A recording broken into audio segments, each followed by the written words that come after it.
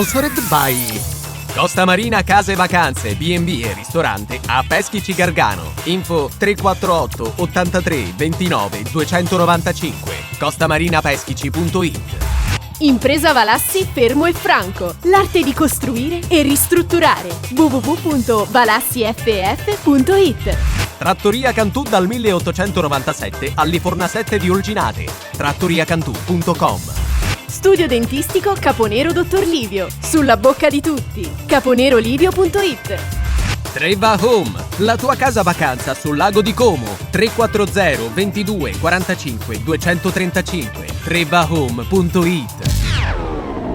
Il Lecco sbanca lo stadio Zecchini di Grosseto, si garantisce altri 3 punti dopo l'affermazione di mercoledì sul Novara. In questo caso bluecelesti che soffrono di più ma vincono oltre il 90° grazie a una stoccata di capitano Andrea Malgrati, mentre in precedenza erano stati Capogna e Pedrini a sporcare il tabellino dei marcatori.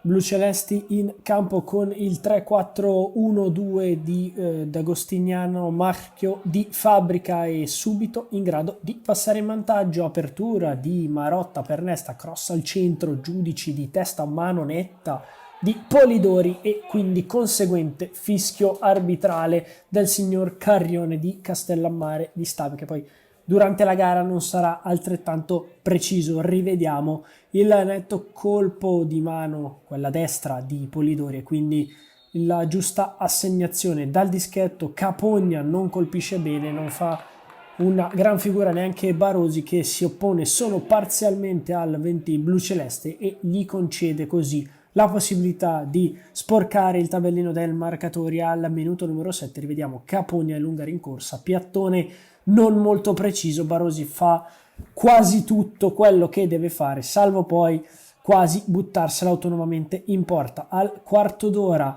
buona giocata di Wrodliak e colpo con il destro, traversa della porta difesa da Marco Pissardo. Rivediamo la gran conclusione dal limite. Pissardo probabilmente sarebbe stato battuto da questa ottima conclusione di Wrodliak, ma la palla bacia la traversa e si perde oltre la linea bianca.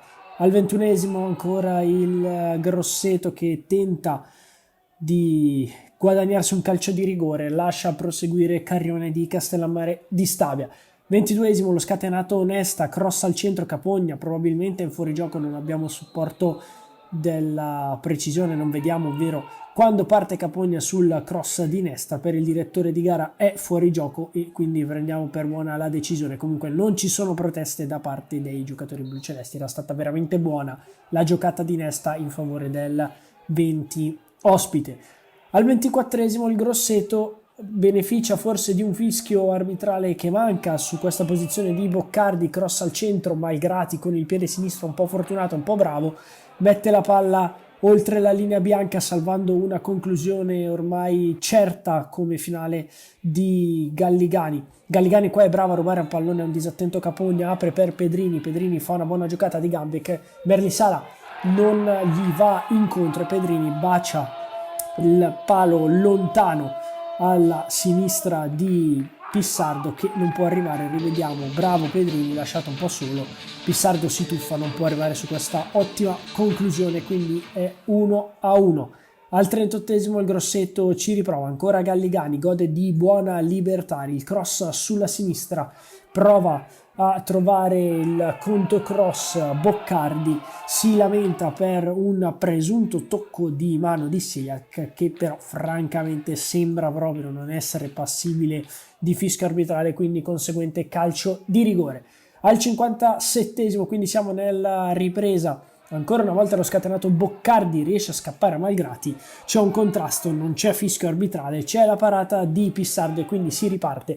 80° minuto, cross al centro, la stoccata di Gorelli, palla che si perde sopra la traversa della porta difesa da Pissardo. 86°, il fatto che cambia forse la gara, entrata francamente criminale di Cretella sulla testa di Pissardo. Ciolli conclude a porta sguarnita mettendo in fondo al sacco, giustamente Carrione fischia un fallo per questa nettissima entrata fallosa di Cretella sulla testa di Pissardo, e comunque i giocatori grossetani trovano le forze per lamentarsi. Francamente non sappiamo con quale tipo di ragioni. C'è anche un'espulsione dalla panchina dei giocatori e dello staff di casa. Al 94esimo Lecco passa, cross di Nesta al centro, sbuca Malgrati sul secondo palo, vince il gioco di forza e trova la sua prima marcatura stagionale dopo un periodo veramente molto difficile, quello per il capitano bluceleste, e quindi regala al Lecco anche i 3 punti. Rivediamo al 94esimo il cross di Nesta, Malgrati bravo e fortunato a trovare il giusto impatto col pallone dopo essersi liberato del giocatore ospite e a regalare ai suoi compagni di squadra, tutto lo staff bluceleste, anche i 3 punti rispetto all'unico che stava per uscire dalla sfida dello Zecchini. 95esimo fischio arbitrale e conseguente esultanza collettiva per i giocatori blucelesti che lasciano lo Zecchini dopo aver aspettato che gli animi si raffreddassero.